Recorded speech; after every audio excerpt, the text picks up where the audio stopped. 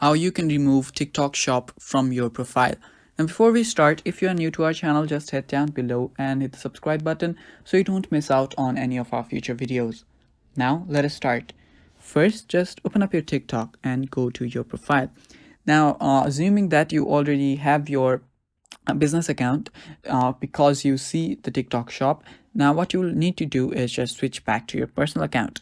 Now to do that, tap on the top right button, that is the three lines, and go to settings and privacy.